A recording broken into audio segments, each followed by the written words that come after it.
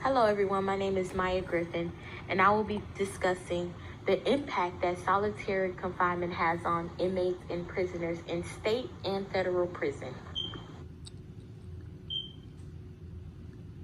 One of the leading issues in the United States that is being ignored constantly is the impact solitary confinement has on inmates' mental health. Mental health is at the forefront of our physical, psychological, emotional, and social well-being. Mental health is affecting our homes, our children, our places of work, and our prison systems. Mental health comes in many different forms, such as depression, anxiety, schizophrenia, bipolar disorder, and dementia. Solitary confinement has a long history of causing mental health illnesses for inmates. Solitary confinement has been viewed as more of emotionally stressful and traumatic than inflicting physical pain. We have to remember as humans that just because these people who are serving time behind these bars created records for themselves and have all these criminal activities that they've done and they have to serve this time, doesn't mean we treat them any different and bury them up under the jail system and ignore their mental health issues, because eventually they will have to return back into the world. Anthony Gay is one of the many prisoners who have spent time in solitary confinement, which have impacted him to have mental health issues. Anthony spent 22 years in solitary confinement, but his sentence was only supposed to be 3.5 years. It was not long after him being placed in solitary confinement when Anthony started experiencing mental health episodes. Being placed in solitary confinement has caused Anthony to begin to harm himself by self-inflicting himself, self-mutilation, and trying to hang himself. Correctional facilities and national commissions on correctional health care first needs to acknowledge that prolonged segregation for inmates cause dangerous mental health illness.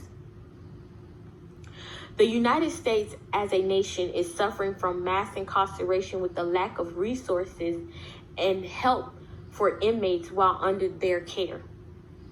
According to federal data on state and federal prisons from 2011 to 2012, nearly 40% of inmates reported having been told by a mental health professional that they had a mental health disorder. One study conducted a survey involving 33 states.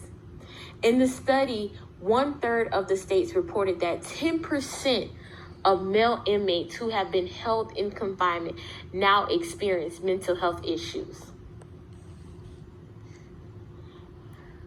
Implementing mental health programs and behavioral programs within the prison system will decrease the need of prolonged solitary confinement, which ultimately will lead to the decrease in the mental health issues by refraining from putting these inmates in solitary confinement. Within the first 14 days before an inmate enters to any facility, they go through a mental health screening.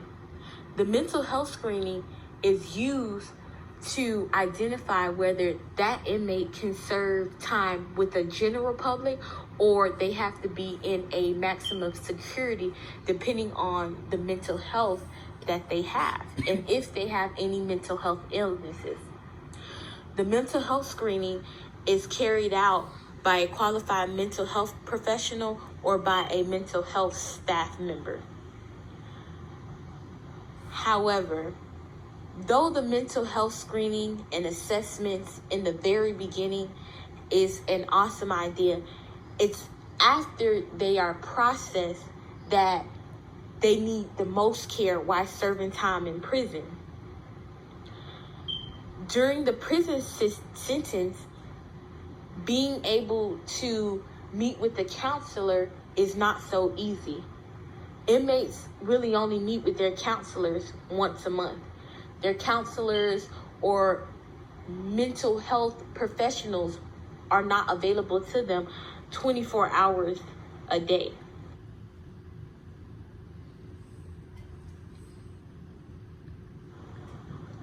Dr. Craig Haney did a study on isolation at a supermax facility located in California and explained that when it comes to isolation, prisoners can live for many years separated from the natural world around them and removed from the natural rhythms of social life, are denied access to vocational and educational training programs or other activities in which to engage. Get out of their cells in no more than a few hours a week, are virtually under constant surveillance and monitoring, are rarely, if ever, in the presence of another person without being heavily chained and restrained, having no opportunities for normal conversations or interactions. This further proves that solitary confinement is a tremendous, horrible thing inmates have to go through. The current policy in place for solitary confinement does not have how long a person can be in solitary confinement, whether the person can even go outside for some fresh air while serving time in solitary confinement.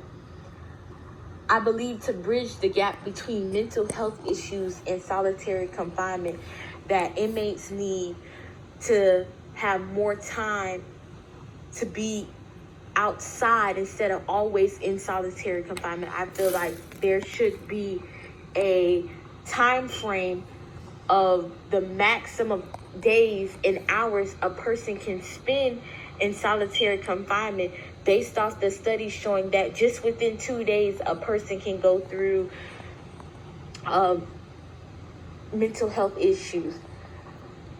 And we have to understand that we need to change the look of solitary confinement and the main issues while being in solitary confinement, as far as how the room looks, how an inmate has to eat and defecate inside of that room, how an inmate will spend 23 hours a day in that room and not see daylight. Inmates should be able to go out in the field and out on the court more often than what they do.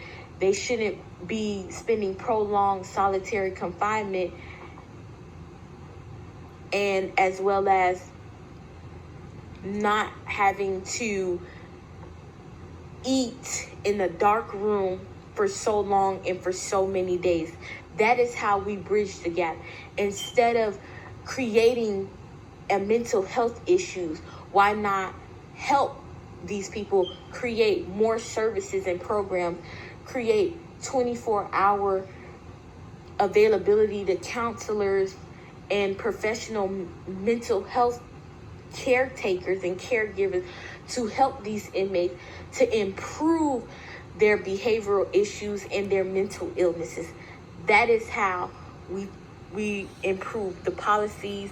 That is how we reframe and decrease the amount of people that go into solitary confinement.